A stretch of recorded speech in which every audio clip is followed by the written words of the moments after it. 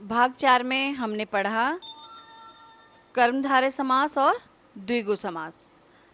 अब है भाग 5 जिसमें हम पढ़ेंगे द्वंद्व समास और बहुव्रीहि समास।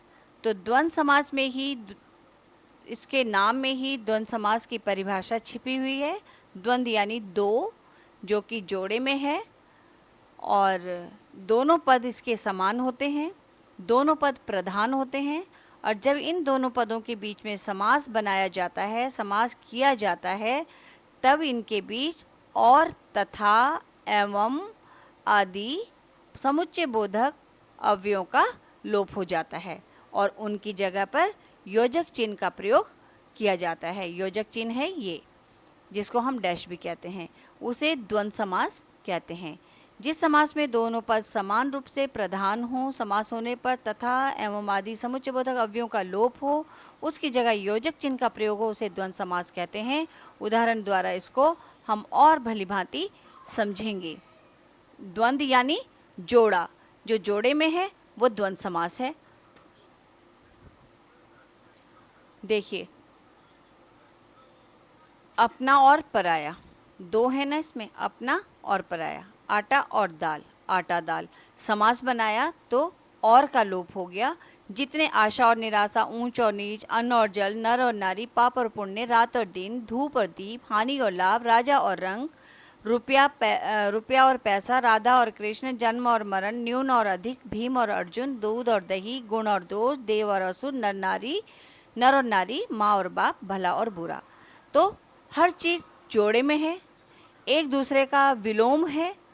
तो ये सारी चीजें दुनिया में सभी कुछ, अकेला कुछ भी नहीं है, सब कुछ जोड़े में है, एक दूसरे के विलोम शब्द हैं ये। और जब इनका हमने समास बनाया तो इन सारी शब्दों में और शब्दों का यहाँ लोप हो गया, तो ये बन गया और इनके बीच में आया ये योजक चिन्ह। अपना और पराया, आटा दाल, आशा निराशा, ऊंच नीच, अन्न जल, नर नारी आदि। तो अब आप समझ गए होंगे ये सारे द्वंद्व समास के उदाहरण हैं। और दो पद हैं, दोनों पद समान हैं, दोनों पद प्रधान हैं, एक दूसरे का विलोम है, ये हमारे द्वंद्व समास हैं। द्वंद्व यानी दो। अच्छी तरह से आपको समझ आ गया होगा। सबसे आसान और सबसे सरल समास है द्वंद्व समास। अब हम चलेंगे बहुव्रीहि समास की ओर।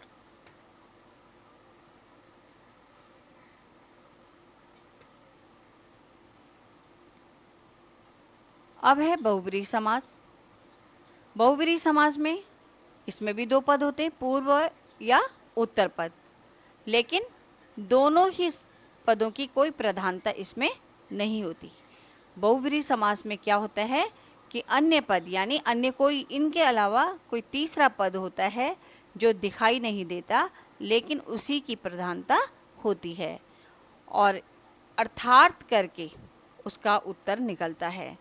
दोनों पद मिलकर किसी तीसरे पद की ओर संकेत करते हैं, वहाँ बहुव्रीहि समास होता है। जिस समास में पूर्व या उत्तर पद दोनों की प्रधानता न होकर किसी अन्य पद की प्रधानता होती है, दोनों पद मिलकर किसी तीसरे पद को संकेत करते हैं, वहाँ पर बहुव्रीहि समास होता है।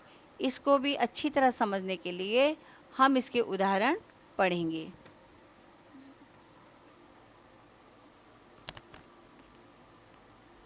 लंबोदर, बहुव्रीहि समास का उदाहरण है लंबोदर। ये समस्त पद है या सामासिक पद। दशानन, चक्रपाणी, महावीर, चतुर्भुज, ये सारे हमारे बहुव्रीहि समास के उदाहरण हैं। अब लंबोदर का अर्थ है, लंबा है उदर जिसका, उदर कहते हैं पेट को, यानी जिसका बहुत बड़ा पेट है, अर्थात गणेश जी। तो ना यहाँ पर दो पद लंबा और उदर, लेकिन प्रधानता किसकी है? तीसरे पद की। तीसरा पद कौन सा है? गणेश जी। तो यह है बहुव्रीहि समास। दशानन, 10 हैं आनंद जिसके, आनंद कहते हैं मुख को, और 10, मुख कितने हैं? 10 हैं, पर किसके हैं वो? जिसके, यानी कोई तीसरा है, तीसरा पद प्रधान है, वो है रावण। तो दशानन, और किसी के भी 10 सिर हो सकते हैं या हुए होंगे, लेकिन दशानन रावण के लिए ही कहा जाता है। अब यहाँ पर एक चीज़ और है, हमने आपको पहले बताया था द्विगु समास में पहला पद संख्यावाचक होता है, तो यहाँ पर 10 गिनती में आता है, ये भी संख्यावाचक है, लेकिन यहाँ पर ये संख्यावाचक विशेषण ना हो करके 10, हम इसका विग्रह कर रहे हैं, 10 हैं आनंद जिसके, तो अर्थात रावण, तो ये बहुब्रीहि समास है। और अगर हम इसका विग्रह इस प्रकार करेंगे 10 आनन, तो हो गया ये,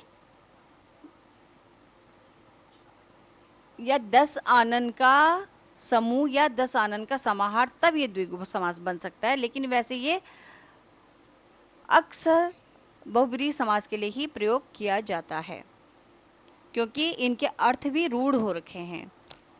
चक्रपाणी, पाणी हाथ को कहते हैं, तो चक्र है पाणी में जिसके, हर देवी देवताओं के हाथों में चक्र होता है, आप तस्वीरों में देखते होंगे, लेकिन चक्रपाणी भगवान विष्णु के लिए ही प्रसिद्ध है। तीसरे पद की प्रधानता है भगवान विष्णु की। महावीर, महावीर स्वामी भी हैं, लेकिन महावीर नाम रूढ़ हुआ है या तीसरे पद को इंगित करता है हनुमान जी को, तो यहाँ पर महावीर शब्द में बहुब्रीहि समास है। ऐसे ही चतुर्भुज है, चतुर्भुज में तो 4 हैं भुजाएं जिसकी, यहाँ 4 भुजाओं से मतलब नहीं है, 4 हैं भुजाएं जिसकी, अर्थात विष्णु भगवान, भगवान विष्णु को ही चतुर्भुज कहा जाता है, जबकि 4 भुजाएं ब्रह्मा जी की भी होती हैं, लेकिन विष्णु जी के लिए चतुर्भुज कहा जाता है, तो बहुब्रीहि समास यहाँ पर है। ऐसे ही पंकज है, पंख में पैदा हो जो, अर्थात कौन, कमल। पंकज, पंख यानी कीचड़ को कहते हैं, कीचड़ में सिंघाड़ा भी पैदा होता है, लेकिन हम सिंघाड़े को पंकज नहीं कहते, पंकज हम कमल को ही कहते हैं। तो तीसरे पद की प्रधानता है कमल, यहाँ पर कमल में बहुब्रीहि समास है।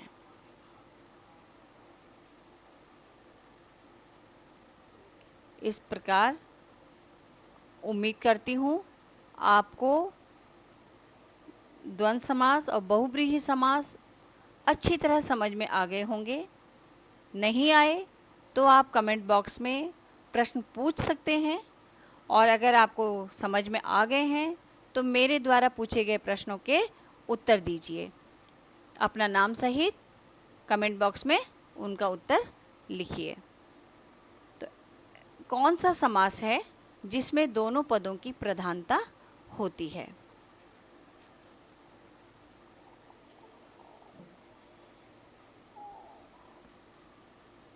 बहुब्रीहि समास में क्या होता है, बहुब्रीहि समास की क्या विशेषता है, ये आपको बताना है कमेंट बॉक्स में। धन्यवाद।